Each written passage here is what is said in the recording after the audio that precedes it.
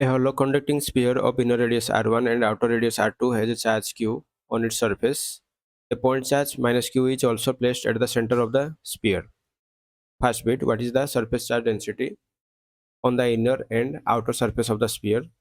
Second, B bit, use Gauss law of electrostatics to obtain the expression for the electric field at a point lying outside the sphere. So let's consider one figure. So I have already drawn the figure. तो figure में यहाँ पे आप देख सकते हैं होलो conducting spear. Spear क्या है? स्पीयर यहाँ पे या एक चीज याद रखना है कि कंडक्टिंग है, ठीक है, कंडक्टिंग स्पीयर जिसका इनर रेडियस यहाँ पे कितना है r1 एंड आउटर रेडियस यहाँ पे कितना है r2 as a charge q on it surface. तो कंडक्टिंग स्पीयर जो है इसका सरफेस पर चार्ज है, मतलब आउटसाइड पर यहाँ पे चार्ज है। A point charge minus q is also place at the centre of the sphere. Centre यहाँ पे है तो सेंटर पर एक माइनस q चार्ज यहाँ पे रखा गया है, ठीक है। Then first bit what it is asking, what is the surface charge density on the inner. तो पहला पूछा गया है बिट ए में, फर्स्ट बिट जो है इनर सरफेस पर जो चार्जेस यहाँ पे होंगे, मतलब what is the inner surface charge density. Surface charge density sigma से इंडिकेट किया जाता है, तो इनर वाले के लिए सिग्मा आई, ठीक है। तो इसका फॉर्मूला क्या होगा? Charge present on the inner surface, ठीक है, charge present on the inner surface divided by area of inner surface, ठीक है। तो इनर सरफेस एरिया हम लेंगे, ठीक है। तो चार्ज कितना प्रेजेंट होगा इनर सरफेस पर? तो हमें एक चीज तो यहाँ पे मालूम है कि इलेक्ट्रोस्टैटिक शील्डिंग की वजह से क्या होगा, जो आउटर चार्ज है यहाँ पे, जो क्यू चार्ज यहाँ पे, ये वाला जो चार्ज यहाँ पे प्रेजेंट है, इसके वजह से इनर चार्ज में कोई चेंजेस नहीं आएगा, ठीक है। Inner charges inside the cavity और you can say inside this hollow conducting sphere whatever will be present inside it, ठीक है, तो that will not be disturbed by the presence of outer charges, ठीक है, और outside charges, ठीक है। and this is called electrostatic shielding, this is called electrostatic shield, ठीक है। उसके वजह से अच्छा, फिर अगर हम ये आउटसाइड चार्ज जो कि आउटर सरफेस पर प्रेजेंट है, इसको अगर हम थोड़ी देर के लिए भूल जाएं कि ये प्रेजेंट है, तो नेगेटिव चार्ज यहाँ पे ओनली प्रेजेंट है, ठीक है। तो नेगेटिव चार्ज अगर यहाँ पे प्रेजेंट है तो उसके वजह से क्या होगा, जो मेटेलिक बॉडी है उस as a whole it is neutral, ठीक है। तो फाइनल क्या होगा, उसका जो पॉजिटिव चार्जेस है दे will be attracted towards this negative charge, ठीक है। तो नेगेटिव पॉजिटिव चार्जेस यहाँ पे नेगेटिव चार्ज की तरफ अट्रैक्ट होंगे, ठीक है। एंड जो नेगेटिव चार्ज होंगे वो क्या होगा, they will be repelled away due to the presence of this negative charge. तो नेगेटिव चार्ज यहाँ पे क्या होगा, वो यहाँ पे मैं दिखा देता हूँ, negative charges will be repelled away, ठीक है, यहाँ पे बाहर की तरफ जाएंगे, ठीक है।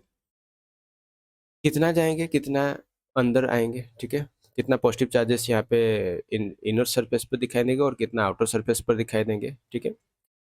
तो ये as a whole as the conductor is neutral,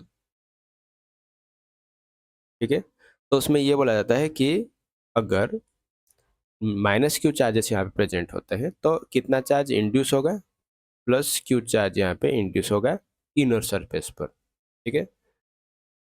and as a whole it is what, it is neutral. तो न्यूट्रलिटी को मेंटेन करने करेंगे, अगर न्यूट्रलिटी को हमें मेंटेन करना है, बजाय रखना है, ठीक है, क्योंकि कंडक्टर जो है यहाँ पे as a whole it is neutral. तो ये माइनस, ये जो प्लस क्यू चार्ज यहाँ पे इनर सरफेस पर इंड्यूस हुआ है, हम लोग यहाँ पे बोल रहे हैं, तो उसको न्यूट्रलाइज करने के लिए हमें क्या है, माइनस क्यू चार्ज यहाँ पे हमें आउटसाइड पर रखना है। तो minus Q charges should be kept on outer surface, ठीक है। दैट मीन्स व्हाट वी से finally over here, negative minus q charge will be induced on the outer surface and plus q charge will be induced on the inner surface, ठीक है। तो inner surface पर कितना charge आ गया, plus Q charge divided by inner surface का area कितना होगा, 4 pi surface area of the inner surface, that means it is a sphere, it will be 4 pi r1 square. तो ये पहला आंसर हो गया, इनर सरफेस का सरफेस चार्ज डेंसिटी कितना हो, Q upon 4 pi r1 square. And second bit में क्या है, outer surface of the sphere, तो सिग्मा आउटर सरफेस कितना होगा, Q on outer surface divided by area outer, so ये इनर होगा, तो ये आउटर लेंगे, outer surface area. Outer surface पर कितना चार्ज प्रेजेंट है, एक तो प्लस क्यू ऑलरेडी है, ठीक है, और माइनस क्यू आ गया यहाँ पे, ये माइनस क्यू चार्ज है, ठीक है।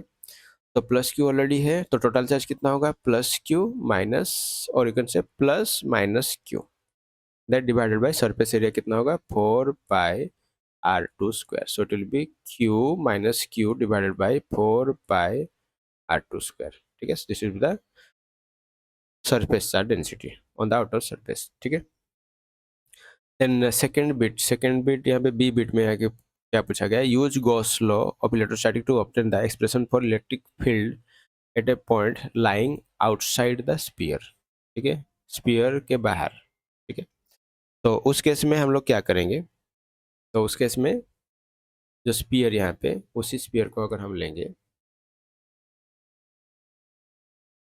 ये वाला स्पीयर है, इसको मैं थोड़ा और छोटा कर लेता हूँ, let us make it little bit small. Gauss law use करके यहाँ पे पूछा जा रहा है कि obtain the expression for electric field at a point lying outside the sphere, sphere के बाहर एक पॉइंट होगा जहाँ पे इलेक्ट्रिक फील्ड का वैल्यू हमें यहाँ पे निकालना है, ठीक है। तो इस केस में हम लोग क्या करेंगे, हम लोग यहाँ पे एक काम करेंगे, तो इस केस में एक पॉइंट आउटसाइड ले लेते हैं, ठीक है। So let us consider a point which is situated outside, ठीक है, and it is situated at A distance x, ठीक है, x डिस्टेंस पर ये पॉइंट प्रेजेंट है। तो ये जो x डिस्टेंस पर पॉइंट प्रेजेंट है, तो x रेडियस का हम लोग क्या करेंगे, x रेडियस का हम लोग एक गॉसियन सरफेस कंस्ट्रक्ट करेंगे, ठीक है। So let this be the Gaussian surface, okay. Then what will be the how to apply the Gauss law? So we know that Gauss law is nothing but closed surface integral E bar dot ds bar equal to charge enclosed by the Gaussian surface divided by epsilon not, ठीक है। कितना charge enclose किया है Gaussian surface, ठीक है, कितना charge enclose किया है, तो माइनस क्यू चार्ज तो यहाँ पे है, और प्लस क्यू चार्ज पहले से ही यहाँ पे प्रेजेंट है, ठीक है, ये दोनों तो फिक्स है। अब माइनस क्यू चार्ज की वजह से यहाँ पे प्लस क्यू इंड्यूस हुआ है, और फिर यहाँ पे माइनस क्यू यहाँ पे आ गया, तो गॉसियन सरफेस अगर ओवरऑल हम देखेंगे तो कितना चार्ज एनक्लोज कर रहा है, चार्ज एनक्लोज कर रहा है Q minus Q and divided by epsilon not. अभी हमें ये पूछा गया है कि इलेक्ट्रिक फील्ड का वैल्यू कितना होगा, जस्ट मतलब आउटसाइड, तो आउटसाइड मतलब कितना डिस्टेंस पर हम इलेक्ट्रिक फील्ड यहाँ पे निकालेंगे, ये सिस्टम के वजह से, ये सिस्टम के वजह से एक्स डिस्टेंस पर इलेक्ट्रिक फील्ड निकालेंगे। So now this will be simply considered as a point charge having magnitude Q and Q minus Q, ठीक है। तो इस केस में तो हम क्या करेंगे यहाँ पे, so as at this particular छोटा सा एक एलिमेंट्री सरफेस अगर हम लेंगे, तो सरफेस का जो एरिया होगा ds, मान लेते हैं कि ds होगा, तो डायरेक्शन किस तरफ होगा, आउटसाइड होगा।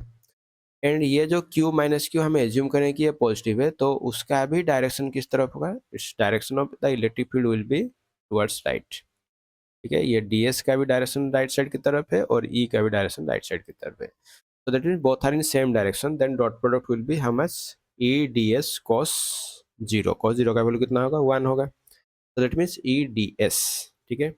so finally it will be nothing but e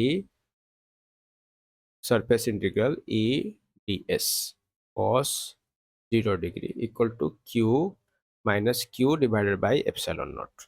cos 0 का वैल्यू 1 होता है, तो हम लोग डायरेक्ट लिख सकते हैं e ds equal to Q minus Q divided by epsilon naught, surface integral यहाँ पे रहेगा।